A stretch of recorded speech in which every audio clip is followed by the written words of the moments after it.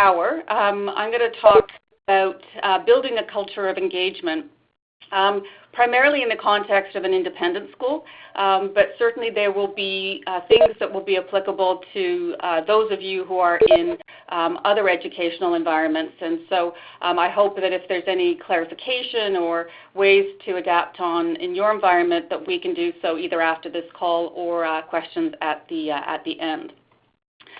So before we go any further, just wanting to know who's in the room. So if you could please take a couple of seconds and just fill out the poll indicating where you work, just so I know who's working in different environments, so I can adjust my comments appropriately. Okay, that's great. So we have majority independent schools, and we have some university and colleges. So that's great. Thank you for that. So for those of you who were at the CCAE conference in January, this is actually a repeat, slightly updated, because that's where I first did this presentation. And at that time, and still today, we wanted to make sure that we had a chance to share some of the work that TMS was doing around building a culture of giving. We very much benefited from other independent schools sharing their ideas, their advice, their resources, their aha moments with us. And so we thought there was value in sharing that story with other people. So over the course of the next hour, wanting to share how we had taken a strategic approach to really building from scratch in many ways a culture of giving. And how do we do this in a way that we can share with other schools on an ongoing basis? So those are really the things that I want to focus on today. Some of you in different parts of the country, because I know Tara had said we had people from all across the country, may not know what TMS is, and so just wanted to give you some context to the work that we're doing and the approach that we've taken. So TMS is an independent school. We are in Richmond Hill, just north of Toronto. We have two campuses, about 770 students between the two campuses. We have a Montessori start, so we start at 18 months and go to grade 6 at our lower school, and we have grade 7 to grade 12 at our upper school.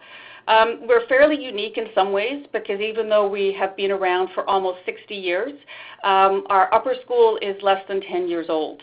TMS does stand for Toronto Montessori Schools, although we're not just Montessori and we're not just in Toronto. But we were a number 1 school that had students leave us for other independent schools. We were a big feeder school. And so our board made the decision 15 years ago to develop an upper school so that we could hold on to these great students. And so our students will continue from this campus to our upper school, which has an IB focus. And so that poses a couple of interesting challenges. One is that we have two campuses that create different parent cultures. We have some families that will start at toddler and go all the way through. We have some families that will make the decision to leave after this campus, after grade 6. And we have some families that will come for our upper school, our high school only. And so for us, it's not just one parent culture, but a number of parent cultures which are really determined by our campus and our pedagogy. So we have 9 years of grads, so we don't have a large alumni group to hold on to right now. We have about 225 grade 12 graduates. We do have a large number of alumni from our lower school, people who are still very much connected to our younger grades. But unfortunately, we lost all those records a number of years ago in a flood. And so we are trying to find ways to be able to engage with some of these people who would be in a great position to support the school in terms of their time, talent, and treasure. We also have a very diverse population in Richmond Hill. It's one of the largest areas for growth, and so we have a very multicultural parent population, which is also a great opportunity for us, but it means that we need to develop different strategies to engage with different parents for different reasons. So for the past couple of years, our strategic focus has really been on building a foundation of engagement, really cultivating our alumni, and encouraging our families to look at giving as part of the DNA of the school. And one of the things that is really a thread that runs through all the work we do that I'll touch on a couple of times is this concept of I am known. It's a central tenet of the school because we believe that when we know a child, we can provide the right supports and approaches for their learning as they continue from 18 months to 18 years. So that's a bit about TMS. I joined TMS 2 years ago, and shortly after we started our strategic planning process. We really looked at this as a collaborative direction-setting process, one where we wanted really to fully engage our community in understanding what the issues, needs, and possibilities were.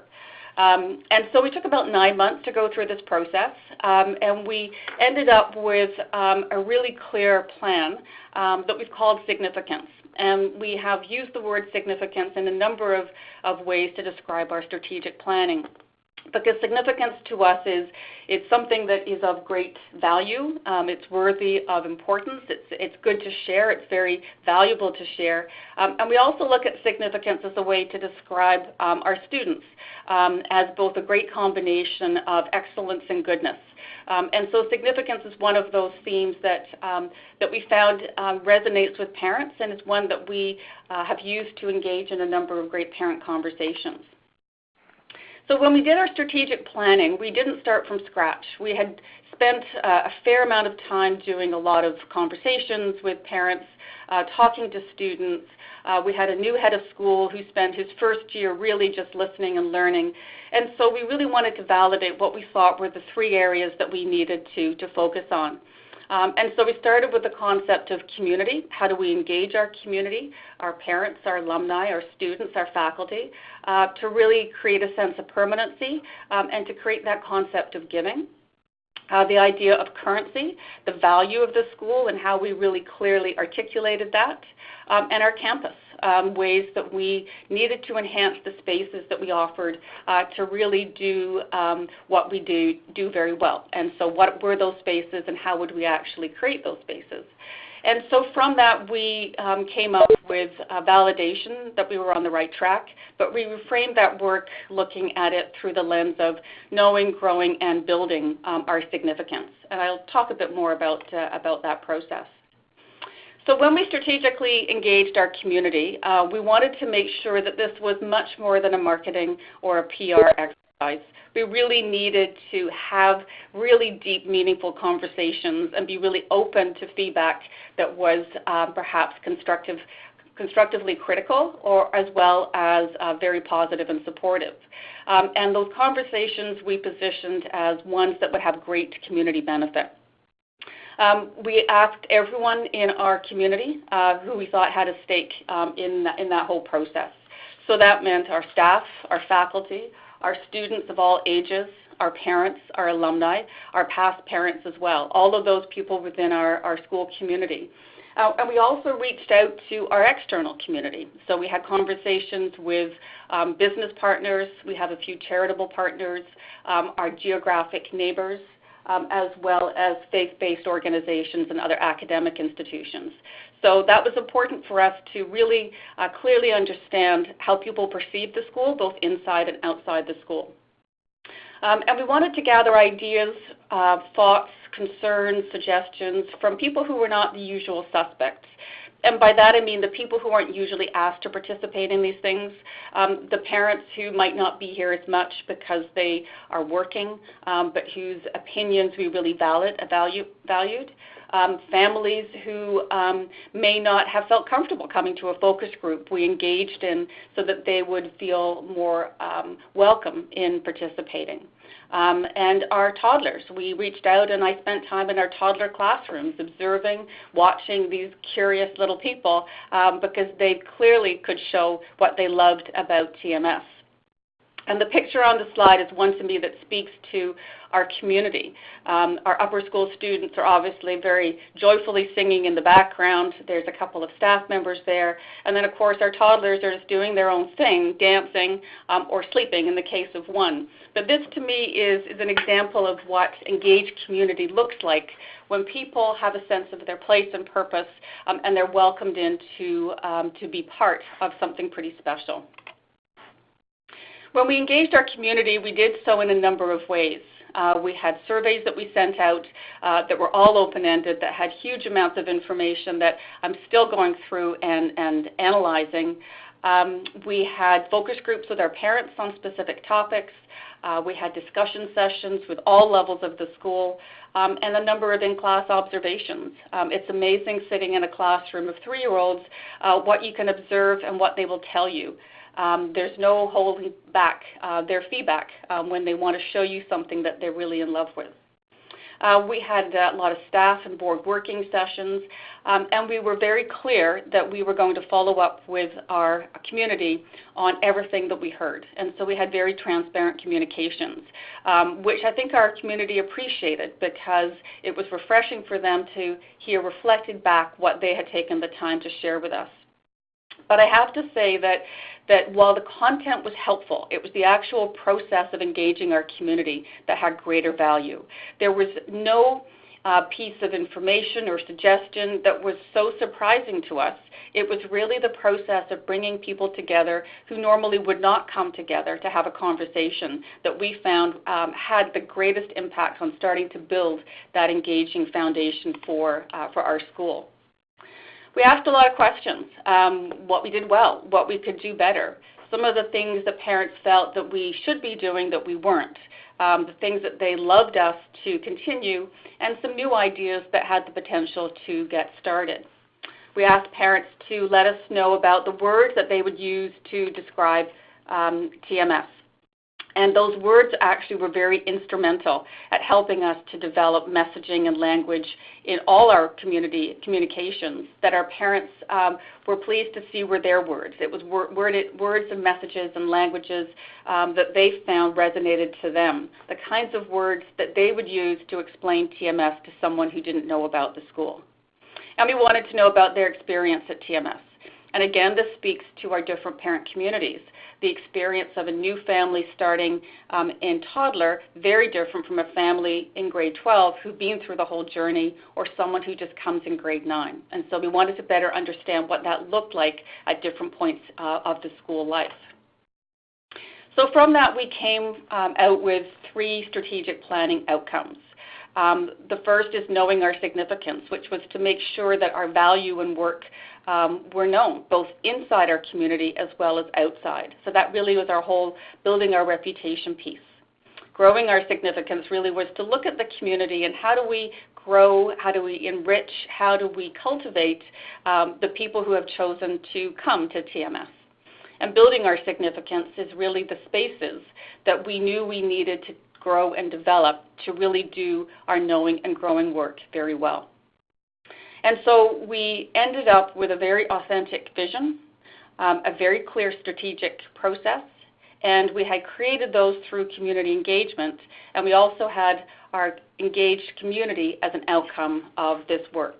So it was, as I said, 9 months to fully go through, but it was time very well spent because it ensured that the work that we do now lands on that very strong foundation.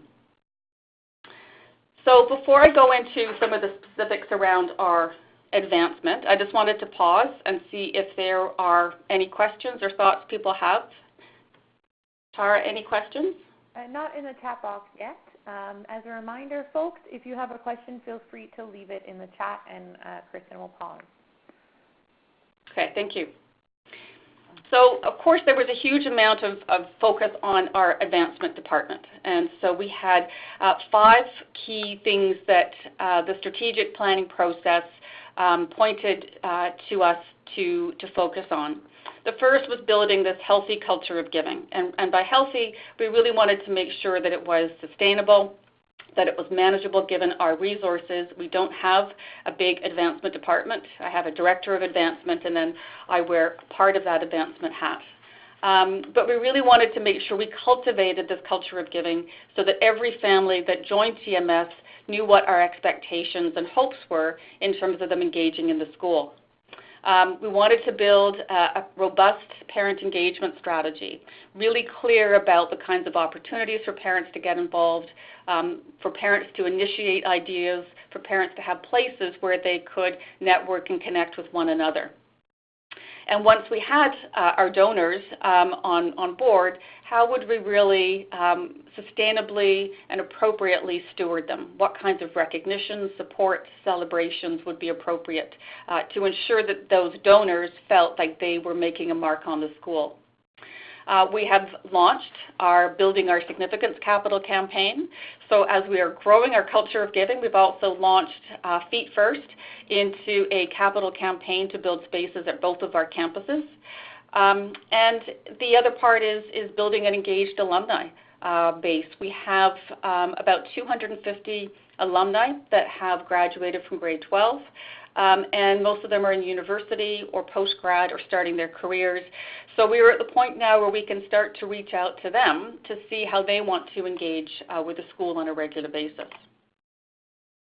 So when we look at building a culture of giving, we really know that we have done good work in our classrooms. From the time children start as toddlers all the way through to grade 12, they are immersed in our pillar of citizenship, giving back at all levels as appropriate to their age and stage of life. But we hadn't necessarily done that with our families. And so when we look at a culture of giving, we see this as an all-in culture. This is something that everyone needs to support, everyone needs to understand, and everyone needs to own. We want it to be a happy and joyful experience. We don't want people to begrudgingly donate to our annual giving. We don't want people to step into a volunteer role because they feel they have to. We really want to find ways to make this as a joyful experience where people see very clear outcomes and reasons for doing this. We want to equally value time, talent, and treasure. We know that not everyone can write a big check. Not everyone can donate hours during the day to help plan an event. And so it's important for us to ensure that we have meaningful ways at different ways for people to engage. So time obviously is our volunteer opportunities, our talent, our places and ways that our parents can provide their expertise. And treasure, of course, is the financial contribution, because that certainly is a big part of our needs too. And as all of you know, that in advancement, if you don't ask, you don't get. And so we really wanted to be clear on asking the right people for the right things at the right time. And so that has required us to do an awful lot of work on our end to determine what all those things are. The culture of giving has to be evident through the whole school journey. So we want to make sure that our youngest families, as well as our families who have been here for 12 or 15 years, fully feel that they have an opportunity to get involved. Part of our challenge is that we have families who have very young children who look at a capital campaign and see the value in contributing because they know their child will benefit. It's a harder sell for someone in grade 9, 10, or 11 whose child will be leaving. And so how we position that thinking around a legacy gift, or the fact that we are in spaces that were donated by other people who came before. And so that's part of our work in educating our families too. It needs to be measurable, and so we need to find ways both to quantify and qualify what a culture of giving is and feed that back to our families on a regular basis. And we want to ensure that there's meaningful recognition. For some people, it's a plaque on a wall. For other families, it's more quiet in terms of that recognition. And so we're figuring this out with the input and advice of people who are volunteers, who've donated their time, and our donors who are donating their money. One of the things that we do in our elementary classrooms is develop a framework using this concept of head, heart, and hands, so that they have a clear idea of what giving looks like. And so we need to also do some work in educating our parents as to what it is that they need to think about in terms of giving. Why, as an independent school, we still have gaps in terms of what funding we need to cover new programs, resources, spaces. So it's connecting them to that why. It's motivating them to think about this as a space that would benefit their child or children still to come. And then it's providing them with very clear options and tools to be able to make a difference. So the education process is happening with our students, but now we're really focusing on how do we do that with our families. So what's worked for us? We have a very clear vision. This concept of I am known has resonated hugely with our families. Parents, of course, want to know that their child is known, that their child is in a place that people know their name, they know their activities and interests, they know their learning styles. And so having that as a clear vision has certainly helped parents want to get more involved, to be welcomed into the school, to have meaningful conversations, whether it be with their child's teacher or with our head of school. So that certainly has helped us to position ourselves as a school that is approaching this work much based on relationships. What's worked for us is an all-in approach. So we know that this is not just a role for advancement. This is work that needs to be done by all parts of the school. Our teachers, our staff, our front staff, reception, everyone who is involved in the school needs to play a role in understanding how do we build this culture of giving. This comes from observations. So we have our reception who will say a new family has joined and they expressed interest in volunteering, and they will pass that information on to our Director of Advancement. We've had a lot of conversations that are a coffee to be able to connect people to different people in the school that they might have an interest in getting to know more. And we've had a lot of good results that have come from very informal gatherings. So on and off the basketball field, literally our Director of Advancement got one of our biggest donations as a result of a conversation with a dad on the side of a soccer field when both their sons were playing. And so it's that opportunity to discuss, to build those relationships that have helped. But it's that sharing of the information between all parts of the school that we've also found to be very helpful. We have a solid foundation, which is really built on relationships and this concept of I am known. We work with students and their families over a long time. If someone starts in toddler and they graduate, they're here for 15 years. That means that their families have been connected here for that time. In many cases, a teacher will teach multiple siblings within a family, or cousins, or other relatives. In some cases, we have our staff who have taught the parent and the child, because we've had teachers who've been here for 25 or 30 years. So those relationships and the I am known really goes deep when it comes to some of our families. We've tried to really build some connections between parents. We have a number of families where mom might be here and dad might still be in Hong Kong, in which case we want to ensure that we find ways to connect, to welcome, to socialize those parents who might need some additional support in getting comfortable and being in a new place. And so those connections between parents, allowing them those opportunities to build their own networks, is very important. I've had lots of discussions with families who are looking just for a place where they can access a certain activity, or a parent who's looking to build their business contacts. And so finding ways to go outside of the school environment to connect families is also something that we do that families appreciate, because it's a starting point of information. It's a hub of knowledge for a lot of other things that they end up doing. We've had very clear outcomes, clear communications, and we've been very intentional about using very inclusive language. Often language that our parents had said to us was what they wanted to hear reflected in terms of how we were describing the school. We've developed a mix of events, which might sound normal, but we really didn't have a specific number of events or ways to run those events on a regular basis. They were more ad hoc. And we recognize that not all families want events done in the same way. We have families who want to come to events only with their children. We have working parents who can't come during the day. And we have some families who love the idea of dressing up and coming to a gala, while others don't.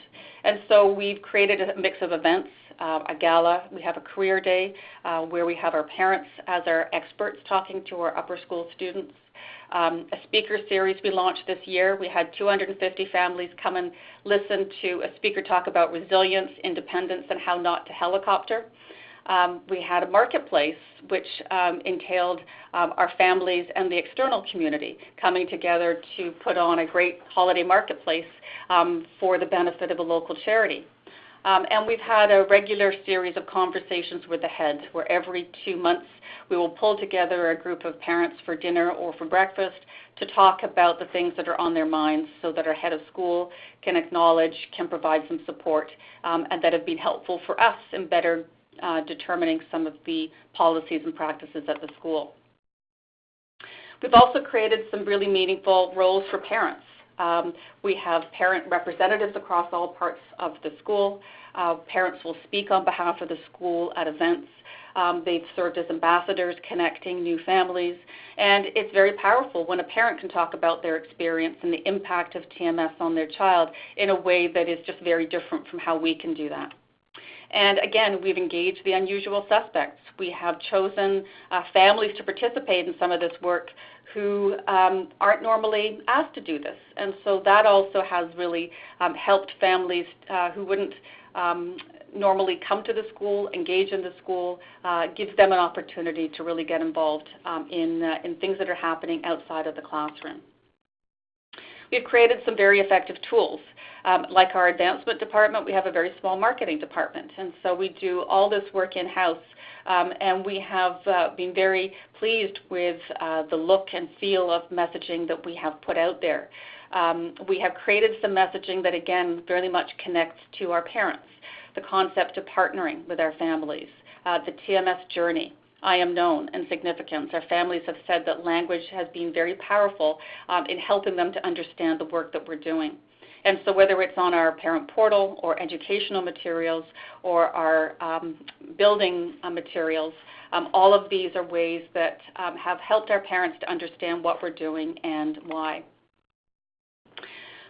We have a very clear ask. This is one of the things that's definitely worked for us in terms of the way we've moved forward with our advancement. All our annual giving and all our capital campaign donations will support our Building Our Significance campaign. And so we haven't confused parents with multiple asks for different things. We've been very clear that this is what our needs are and this is where families can do the most good. And so we are building at both campuses, a gym and a performance space at our lower school, and a dining hall and student commons at our upper school. And so this has certainly been a very effective way to focus attention and be very clear in terms of what the needs are and why this benefits the school. And again, this comes back to I am known, because our families know the ways that their children are benefiting from the school, and they know the ways in which they will thrive through different spaces. And so this acknowledges what parents had asked us in terms of consideration for different spaces for the school. As I mentioned before, we have a young, enthusiastic alumni who come back to support the school. And we have made the decision to support them for now. And so what that means is we bring them back for learning sessions, education workshops. Because we don't have 150 years of old boys and old girls, we are connecting our alumni with our parents who might have a summer internship or who might be available to provide some other connections. And so we have created some really interesting informal partnerships with our families and our alumni so that they can have a bit of a leg up in terms of their careers. But we know that very soon we will be reaching back out to our families, our alumni, because we see them as instrumental as the next phase of supporting the school, of them considering how they're going to get involved, donating their time, talent, and treasure as well too.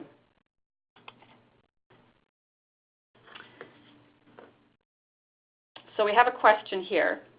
So maybe I'll just pause and answer the question before I go any further. So Genevieve has said, did we create our marketing materials in-house or did we hire an outside company?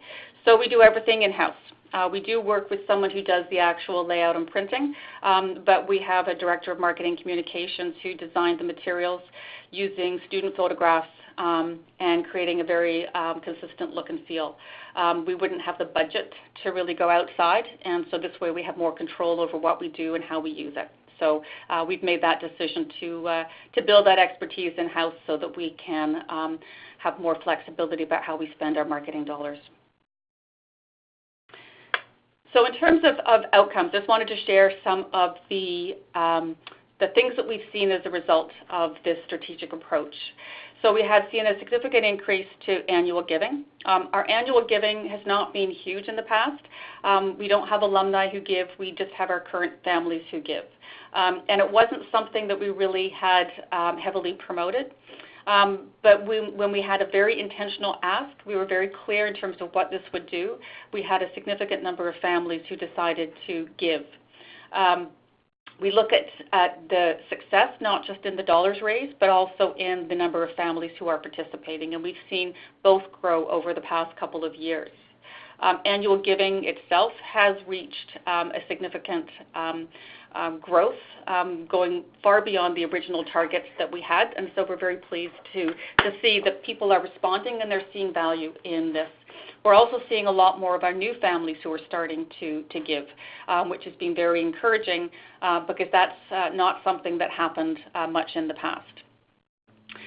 We've seen a huge increase in parent volunteers, and this is partly attributed to us asking, but it's also from creating more opportunities for parents to be involved and to step into these roles.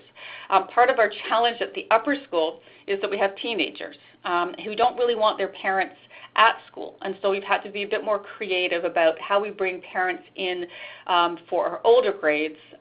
Much easier when they're 3 or 4 and they're there to cut up pizza, and so we've had to be creative about how we do that while being mindful of some of the sensitivities of the teenage population. We've also seen an increased conversion from smaller annual giving amounts to bigger capital campaign donations. So, for example, we had a family that had given 1 year at $1,000, the next year at $4,000, and then they made a capital campaign donation of $75,000. Another family had given $1,000 a year, moved up to $2,000 the year after, and then they made a $100,000 capital campaign donation. And these are largely because they have increased the value of the school through their child's experience. They've built relationships. We've got to know them as well.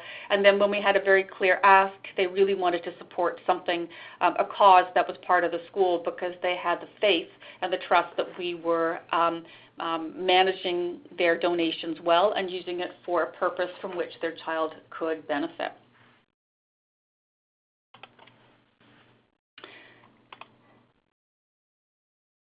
We've also seen an increase in our re-enrollment and our retention. We have about 90% retention across all parts of the school, which has increased from previous years. And so we're pretty happy about the fact that this is starting to have an impact on some of the admissions figures that we were interested in, which is specifically how do we use engagement as a way to determine the retention factor at the school. And so we have started to see parents more engaged, parents more inclined to stay at the school, making that commitment to stay at the whole school journey.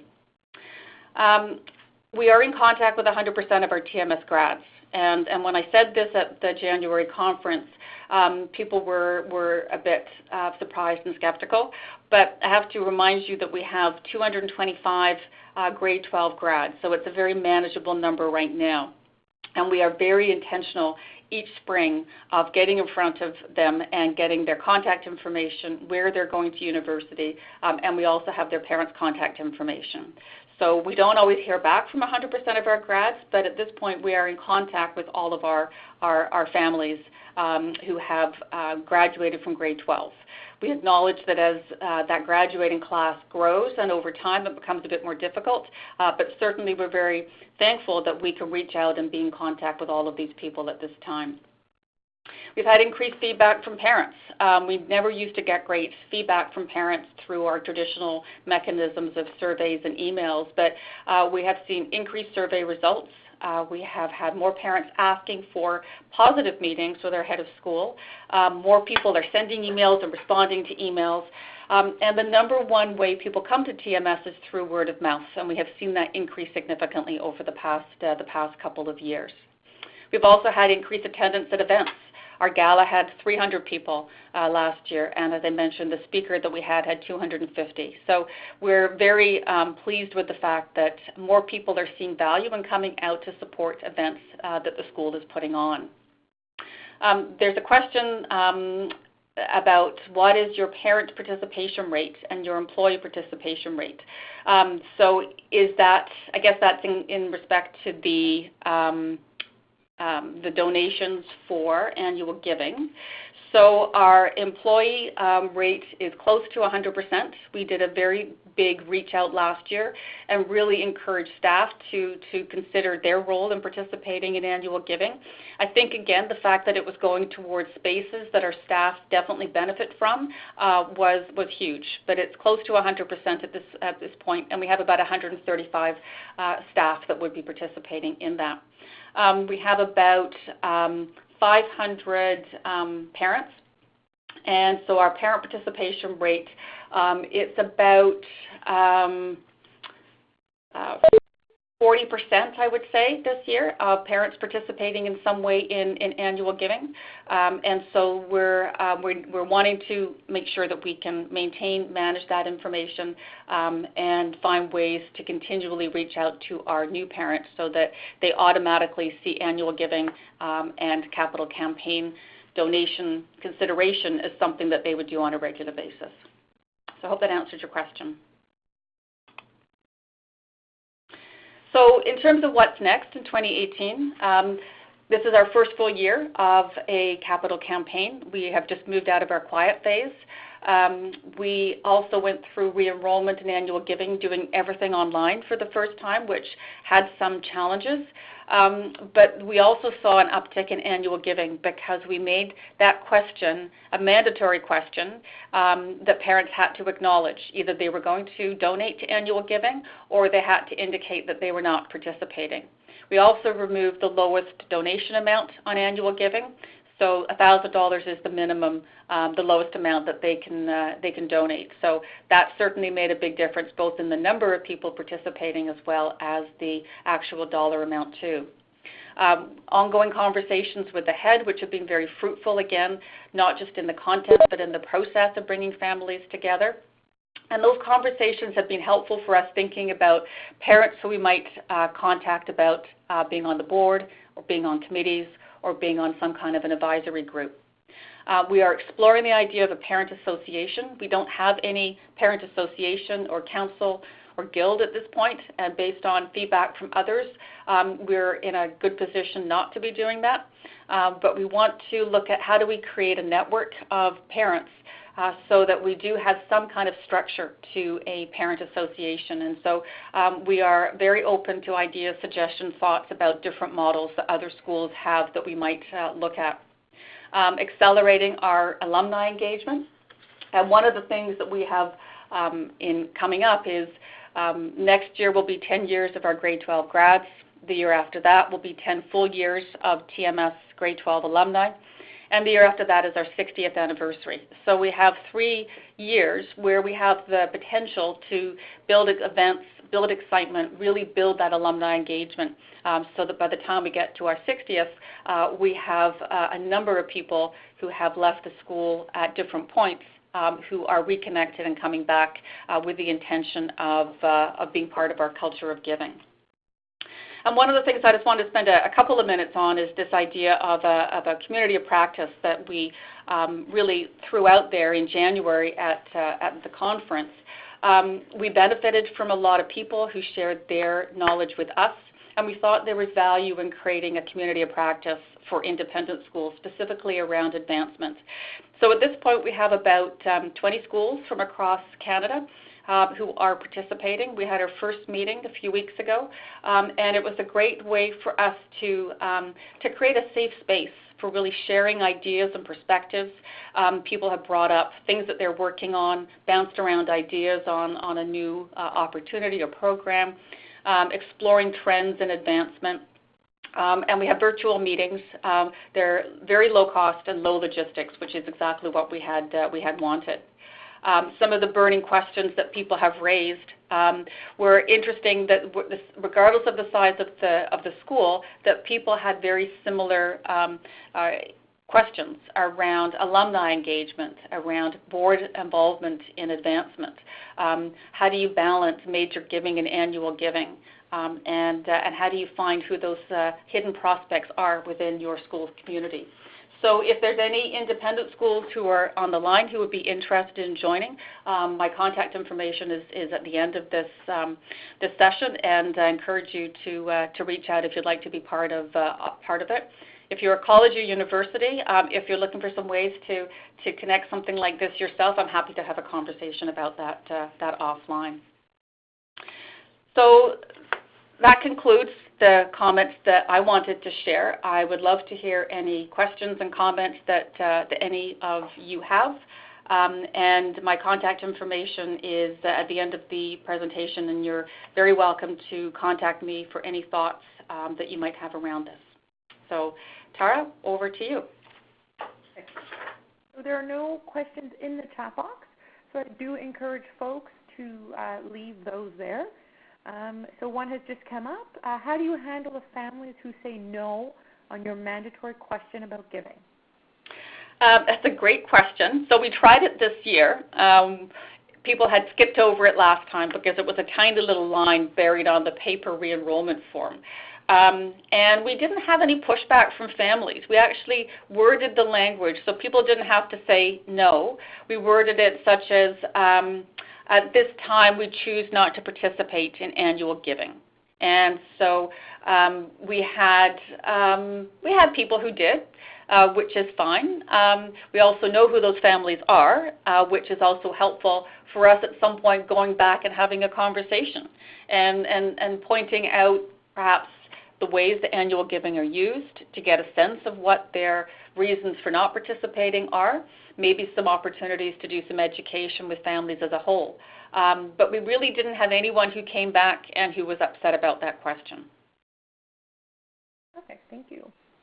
Are there any other questions? I do encourage folks to use the chat box. We have another couple of minutes left, so please feel free to get those in. So that says, so do you stop soliciting them by email, et cetera, during the year if they say no? I like the idea of having a conversation, but wonder how tricky those conversations may be. Well, we tend to do our annual giving usually from December we start, and then we wrap it up in June. So we tend to do a big push when we start.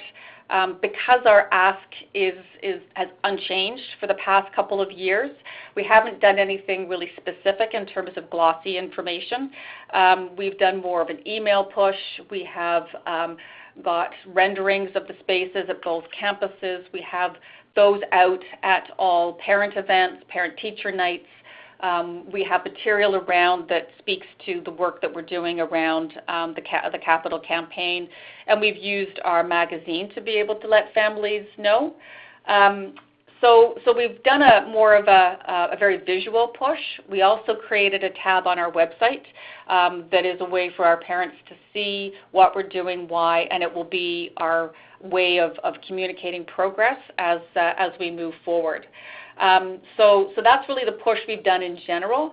With our families who say no, we haven't done anything yet. I think that we're still sort of finalized re-enrollment, and I think what we'll probably do in the next couple of months is to look at the families who said no, look back and see, have they always said no, or do they have a history of annual giving? And if they have never given, then that's a great opportunity for a conversation with our Director of Advancement. But I think we have to be careful about how we do that. I think we have to be sensitive to that. But I think that we also need to ensure that our families understand why we ask for annual giving and what are the opportunities for them perhaps to be involved in other ways at the school. The other thing that we're doing is our new parents. So we have an opportunity to reset expectations every year because we have about 70 new families who join us every year across all parts of the school. So this year, for the first time, we're doing a new family event in May. Any new family is invited to a lovely wine and cheese hosted by our head of school. We are developing a new parent kit that has sort of at-a-glance information as to how to navigate and figure out TMS. And part of that is very clearly our culture of giving, where we will speak to this as an expectation. Our head of school will speak to this at the event. And so our hope is that over time that this just becomes the way that parents see their role at TMS. Obviously not everyone will, but we're hoping that we really educate parents on why and have our new families start to lead the way, that over the next few years that the culture of giving will just be embedded into all parts of the school, and that we'll see fewer no's coming through. Okay. Another question here, at what time of year do you hold re-enrollment? We have 2 re-enrollments. We have one at the end of January for our toddler and our preschool programs, really because we know that families who are waiting need to make a decision quickly because they're looking at other forms of childcare basically if they don't know by then. And we have the 3rd week in February is when we have our re-enrollment deadline for grades 1 through 12. So we have 2 re-enrollments. We try to coincide them as much as possible with other schools in the GTA so that we have some time frames where parents have to make a decision. And we also want to make sure we're not leaving it too late because all our offers of admission have to go out before March break. Perfect. We'll give folks another moment or two to formulate any questions they may have and pop those right into the conversation box.